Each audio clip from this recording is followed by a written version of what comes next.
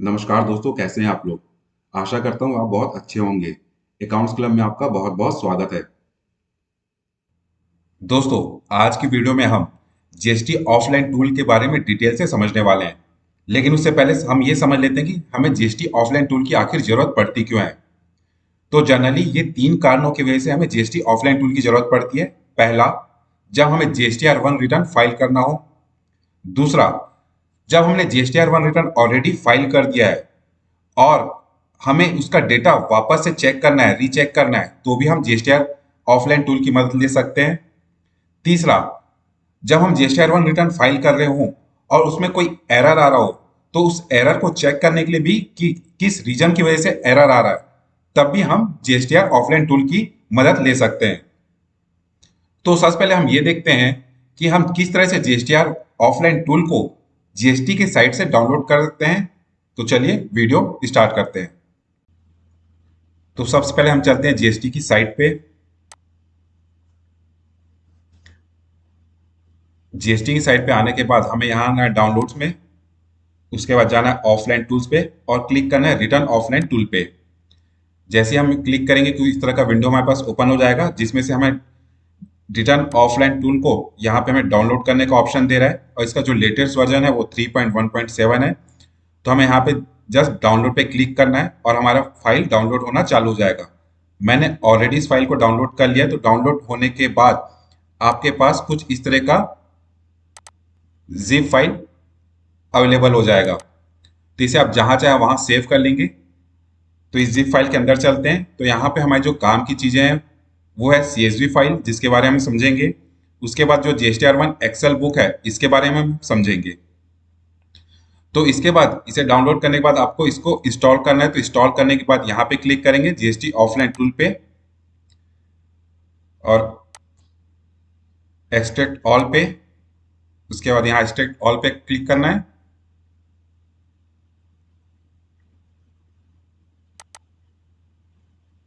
इसके बाद यहाँ पे हमें जीएसटी ऑफलाइन टूल पे क्लिक करना है। इसके बाद यस,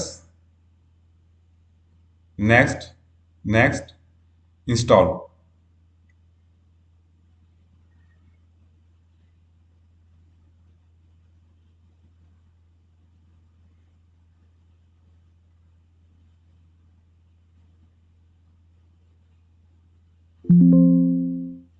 तो हमारा जीएसटी ऑफलाइन टूल इंस्टॉल हो चुका है हमारे सिस्टम में और इसका एक शॉर्टकट की हमारे डेस्कटॉप पे भी आ गया है। तो इसको मैं क्लोज करता हूं। तो आप देख सकते हैं कि हमारे डेस्कटॉप पे जीएसटी ऑफलाइन टूल का शॉर्टकट क्रिएट हो गया है। तो चलिए जीएसटी ऑफलाइन टूल को ओपन करते हैं।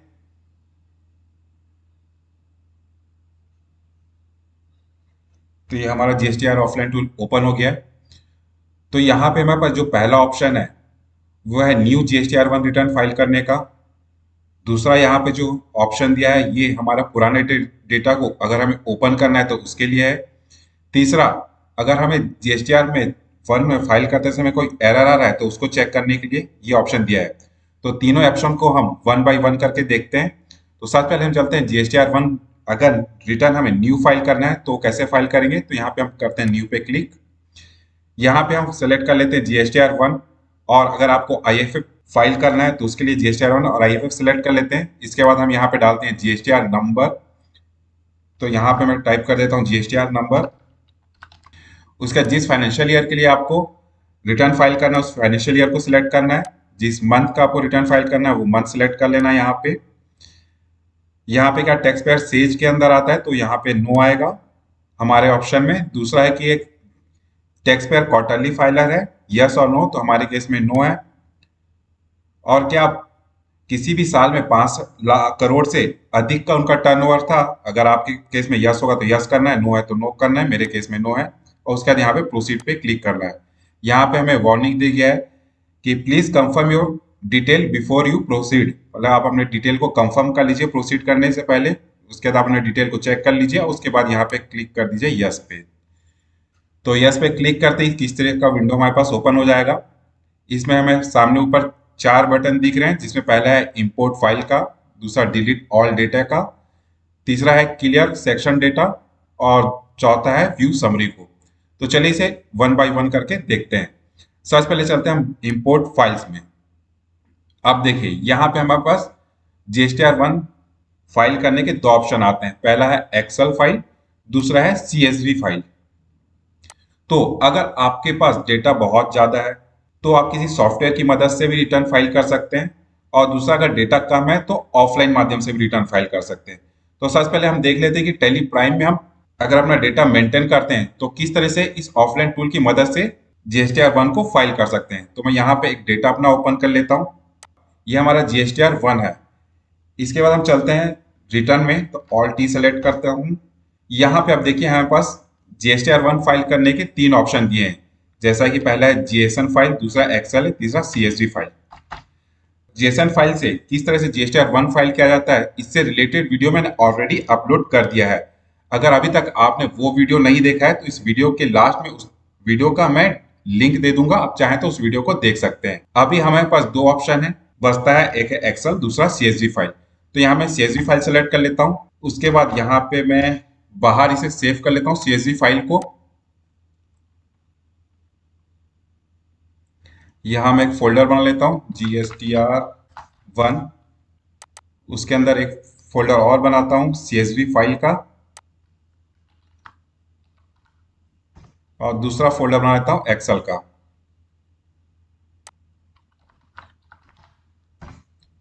ठीक है, इसके बाद मैं यहाँ पे आता हूँ वापस, यहाँ से CSV फाइल का मैं पाथ सेलेक्ट कर लेता हूँ। यहाँ पे मैं पाथ दे देता हूँ,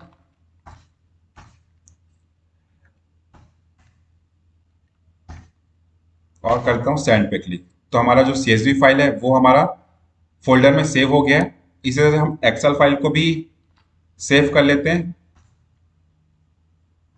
ये हमारा एक्सेल शीट है।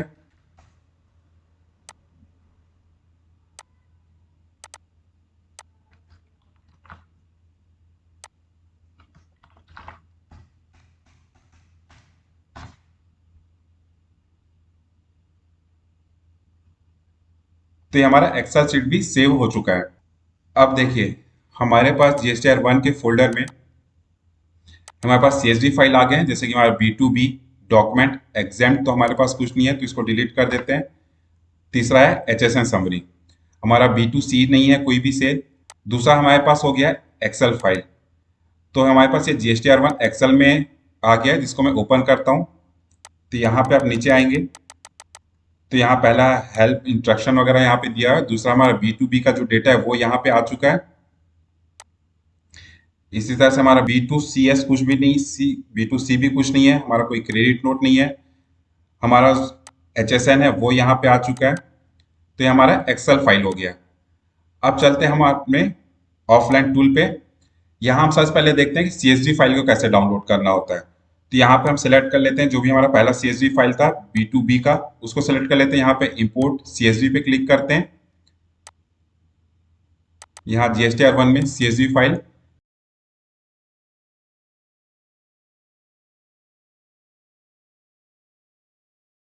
तो अब इसी तरह से हमें अपना HSN समरी और डॉक्यूमेंट समरी भी हमें अपलोड कर लेना है।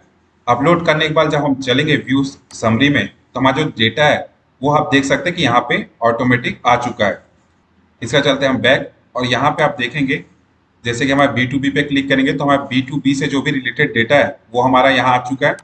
आप यहाँ पे सेलेक्ट करेंगे HSN समरी, तो HSN समरी रिलेटेड डेटा हमारा आ चुका है। यहाँ पे व्यू समरी पे क्लिक करेंगे तो आपका जो समरी है वो टोटल यहाँ पे आप देख सकते हैं कि B2B आपका कितने इनवॉइस हैं। वैसे ही आप यहाँ पे HSN वाइज समरी देख सकते हैं। यहाँ बैक आते हैं, यहाँ पे हम करते हैं अपने क्लियर, जो भी मेरा सेक्शन है उसको ऑल डेटा पे क्लियर पे क्लिक करते हैं।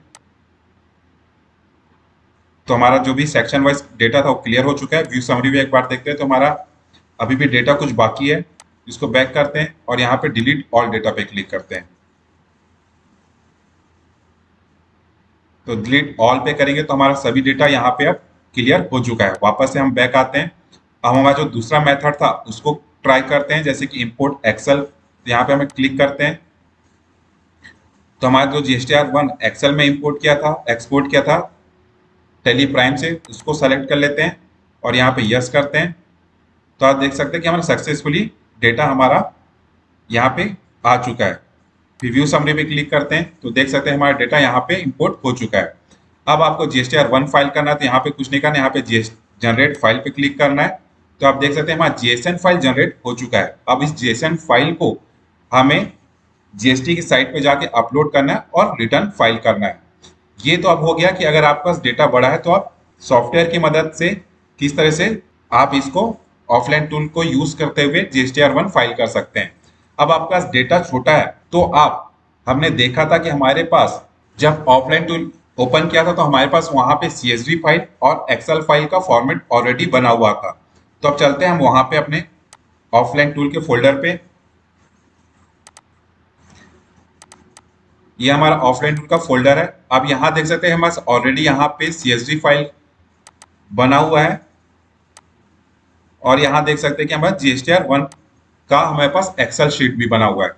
तो अगर आपको ऑफलाइन टूल अगर आपके पास डेटा कम है तो आप जो CSV फाइल बना हुआ है, जैसे कि आपको B2B चाहिए तो इस B2B के CSV फाइल को कहीं पे कॉपी कर लीजिए, उसके बाद इसको ओपन करिए और यहाँ पे अपना डेटा फिट कर लीजिए। यहाँ पे ऑलरेडी पहले से डमी डेटा डला हुआ है तो इसी तरह से आप अपना डेटा फिट कर सकते हैं। GSTR number, invoice date, invoice value, place of supply, ये सारा डेटा फिल करके इसे सेव करके जैसा हमने इंपोर्ट किया था उसी तरह से आप इंपोर्ट कर लेना है।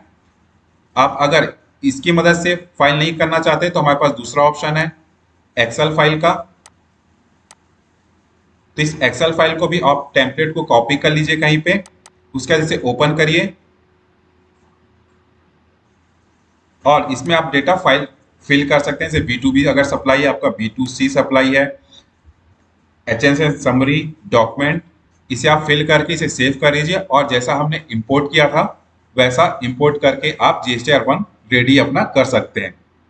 तो ये हमारा पहला यूज हुआ GST ऑफलाइन टूल का, जैसे कि अगर आपको GSTR1 नया फाइल करना हो तो हमने GSTR ऑफलाइन टूल का पहला यूज देख लिया कि किस तरह से GSTR1 के लिए रिटर्न प्रिपेयर किया जाता है। अब हम दूसरा ऑप्शन के देखते हैं कि अगर आपको पुराना कोई डेटा चेक करना है तो आप वो किस तरह से कर सकते हैं। तो इसके लिए चलते हैं हम GST की साइट पे।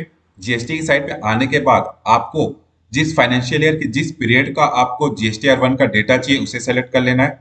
तो मैं यहाँ पे जैसे सेलेक्ट कर लेता हूँ अप्रैल मंथ, उसके सर्च पे क्लिक करता हूँ तो यहाँ पे आना है आपको डाउनलोड्स पे। डाउनलोड्स पे आने के बाद यहाँ पे आप generate JSON file to download, इस पे क्लिक करना है। जैसे इस पे क्लिक करेंगे तो आपके पास नीचे उसके बाद आपको यहाँ पे click here to download file 1 पे क्लिक करना है। तो नीचे हमारे पास एक जिप फाइल डाउनलोड हो रहा है। उसके बाद इस फाइल को सेव कर लेना है आपको कहीं पे। तो मैं इसको सेलेक्ट करके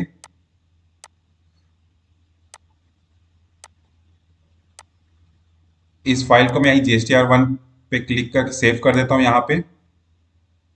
अब आपको वही ऑफलाइन टूल अपने ओपन करते हैं, इसके बाद यहाँ पे ओपन पे क्लिक करना है और वो जिप फाइल जो हमने डाउनलोड किया है उसे यहाँ पे सेलेक्ट करना है। तो इसको मैं सिलेक्ट कर लेता हूँ तो हमारा जो डेटा है वो ऑटोमेटिक यहाँ पे फिल होके आ गया है। यहाँ पे करना है प्रोसीड पे क्लिक और यस पे क्लिक। तो देखिए ऑटोमेटिक हमारा जो डेटा था GSTR1 में जो फाइल किया था वो यहाँ पे ऑटोमेटिकली आ गया है। जैसे कि आपको B2B पे क्लिक करेंगे तो B2B जो भी हमने पार्टी वाइज सेल किया था वो डेटा हमारे यहाँ पे ओपन हो जाएगा। तो ये हमारा GST ऑफलाइन टूल का दूसरा यूज होता है। अब हम GST ऑफलाइन टूल के तीसरे यूज के बारे में समझते हैं। मान लीजिए आप GSTR1 फाइल कर रहे हैं और उसमें कोई एरर आ रहा है। ये एरर कुछ ही कारणों की वजह से हो सकते हैं, जैसे कि आपने किसी इनवॉइस सेम नंबर के 2 इनवॉइस जनरेट कर दिए हो, किसी का GST नंबर इनएक्टिव हो गया हो, किसी का आपने गलत GST नंबर डाल दिया हो, किसी का GST नंबर GST ऑफिसर ने कैंसिल कर दिया हो। तो ये रीजंस हो सकते हैं GSTR1 एरर के।